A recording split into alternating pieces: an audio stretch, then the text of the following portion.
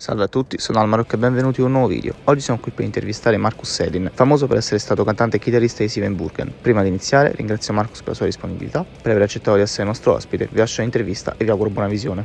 Nice to meet you. Thank you.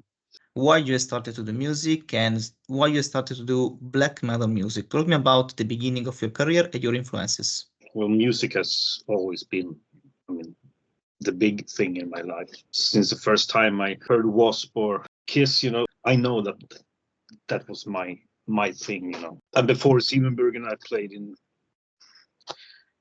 smaller bands, nothing worth mention, but in '94 I met Anders, the drummer, at a party, and we talked about starting a band. And on that journey, it was for many years. What can I say? I wanted to play some kind of, death or black metal, because that's my thing. Besides ordinary heavy metal, at that time, no one really sang in Swedish, so I think we were one of the first bands at least released an album completely in Swedish. Then of course there's other bands too, but like Mörkgryning and stuff like that. But I think we were one of the first. So we started in '94. '96 we recorded our first demo that we sent to different record labels, and in the beginning of '97 Napalm Records reached out and wanted to sign us for 3 albums first. So we recorded Lorea, our first, and then Grimjaur, the second one, in '98, I think it was, and then Delictum in '99 or '98, I don't remember. I'm getting too old, I don't remember. I think, And then we re-signed with Napalm Records for, I think it was 3 more albums. So we recorded Plague Be Thy Angel, Darker Designs. Yeah, and we after Darker Designs, we decided that we needed to break up, because the members had what's called we didn't hang out as much, you could say it like that. No, we're not fighting, but we were not on best terms. And then in, I think it was 2008, Dennis Ekdahl from Tyrfing, and he reached out and asked, shouldn't we get together and record another Siebenbürgen album? First I thought, I don't know. It was only me and Richard left from the original band. But we said, okay, let's do it. So he talked to Massacre Records, and we got a deal with them. And then we recorded Revelation 6. But after that, I had too much problems with my physics. I have a really bad back, so I couldn't really stand on stage or rehearse that much. So it just faded away, you could say. Everything. But now, 16 years later, I'm starting to do my own stuff again, finally.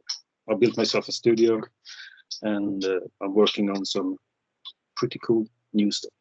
What about the concept of Lorela, and what about the idea to introduce the vampiric thematics in black metal? Yeah, I was really into vampires at that time. Siebenbürgen is the old name for Transylvania. It was used in Sweden as the name for Transylvania. So that's the connection with the name, and most lyrics on Lorea is vampire themed in one way or another, I would say. Especially the first one, Vampiria. How would you have involved the Siebenbürgen sound in the year? I think we started with a lot of folk influences, which later turned. On the Plague Be Thy Angel album, you can clearly hear, the heavy metal influences starting to grow. And Darker Design was a strange album, because we had written almost everything for it, and then a big fight in the band resulted that the guitarist left or got sacked or whatever, So in just can be like 3 or 4 months, we had to rewrite the whole album from start. I mean, that was special because it's, I mean, to write a song, it's just not like you pulling it out of your ass. You had to, you know, create something. But that was the first album that I only wrote half of the songs, and then Richard wrote half of the songs too. I mean, usually I am the one who, except 1 or 2 on every album. But yeah, it's strange. Now, talking about this, your new project. Yeah, last year I decided to start again. I hadn't touched my guitar for over 10 years or something like that. But suddenly it felt fun again to write music. And so I built my own studio. And for the past year, I've been working on new songs for a project I called It Summons the Shadows. It's very nihilistic, death, black, dark metal. I don't know what's. It doesn't sound like Siebenbürgen, but it's, yeah, it's fun again. And I will release an album. I don't know if it's by my own hands or if someone is still interested, but I have chosen 10 songs now from that I work on, and I only have the vocals left, and then of course mixing and stuff. It's so great that it's fun again because the past 10 years I haven't, as I told you, didn't pick up the guitar, and something was missing inside of me. But even if I took the guitar, it was like, you know, it didn't mean anything for me. But now I have found that spark that you had, you know, when you started to play, and it's really great again. So, and I mean, it's just a one-man project, but it suits me because I can have problems to work with others because I'm a rather me person, if I say it like that. So the only one I fight with now is myself. So that's, and I can live with that, I think. If you want to be remembered for an album in your career, which is and why? I think it's the first album, Lorea. You can hear the passion in it. It's an okay production. I think that's the album that I'm most proud of. Even that I think that Revelation 6 is a fantastic album too, but it's not in the same way because Lorea was, I mean, we were young and we were so, everything was new, you know, everything. And to record an album, I mean, that was something that you have dreamt of as a child to do, you know. And it was a really special occasion too. Lorea is probably my favorite, and the only one that I can listen to myself sometimes. But the least one is Grimja, because the production is so bad and it's badly played. Because we were supposed to get back to the same studio as we recorded Lorea in, but they had a break in 2 weeks before we were supposed to enter, and we had to find a new studio like so fast.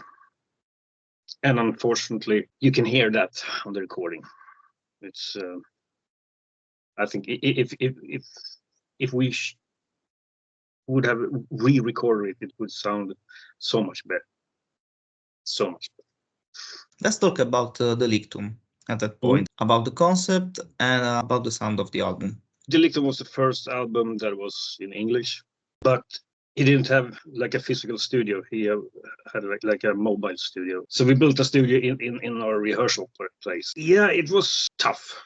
There were no heating in this house. There were no toilet. It was, you know, the outdoor toilet and stuff like that. So we didn't have the pressure that you have if you, I mean, going to a studio, you have time pressure because there's other bands coming in after you and stuff like that, and you really have to be in a tight schedule to finish everything. But here we were in our own studio, so no band came after us.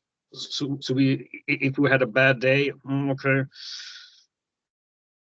it wasn't, you know, the end of things, because if you only have 14 days in a studio, and you fuck up 2 days, or that's a major crash because the whole schedule falls. But it was, yeah, it was special because Kiki, who sang on that album, and Linus, the guitarist, they were a couple. And it started to, you know, be a problem for the band because Kiki was special, Linus was special, and then of course me in the mix that am who I am, you know. It's possible a reunion of Siebenbürgen in the future? No. Okay. I don't think so. Me and Richard has talked about doing like a Siebenbürgen 2.0 with a new name, but in the same style. Because I don't have any contact with the past members except for Richard. We were not angry on each other, but we were not compatible anymore. And I mean, we had someone who wanted us for our 25th anniversary to reunite Siebenbürgen, and then offered a pretty big sum of cash, but I said no. It's when it's over, it's over. I mean, you can't push things. That's why I see if Richard and I starts another band that will continue in Siebenbürgen spirit, I mean, it's like a new start, but all the baggage is gone. I mean, you know what I mean? So, yeah. So to answer your question, no, we will not bring Siebenbürgen back, but maybe a version of it in the future. In your opinion, how is it difficult to become a musician nowadays? How many things are changed in the scene? And if you have an advice for who want to be a musician nowadays? It's so easy today to make a recording. I mean, when we started, it was still, you know, yeah, computer recording wasn't a thing. It was like all that, you know, the VHS tapes you recorded the guitar on and stuff like that. Grimjar was, you know, the old reel, the big reels, you know. But today, I mean, it doesn't have to cost millions to have your own studio first. I mean, a good home PC and you can do wonders with it. I mean, and then you can also release your own material much easier.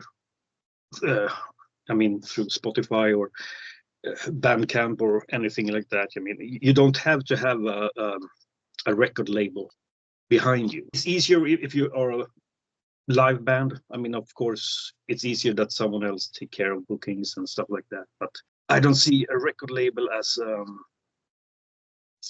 necessity anymore in that way, because you can do much things by your own. And I mean, as a musician, I mean, never give up. I mean, and do it for yourself. Don't try to impress others or something. The only one you have to impress is yourself. I mean, don't try to sound like your favorite band. I mean, that's what cover bands are for. Try to do something unique. I mean, I think that's easier to, if you want to, I mean, to reach out to people. If you sound unique, it's much easier because people are more interested in unique things than mass. I mean, I mean, I remember when death metal was a big thing in the 90s. Yeah, you got Entomb, Dismember, and then like a million bands sounded exactly like that. I mean, why? It's try to be unique in your own way, and don't think about what other people will think about you, and never give up. I mean, thank you for your time. Thank you for staying here today. Good luck for your project. Bye. Bye.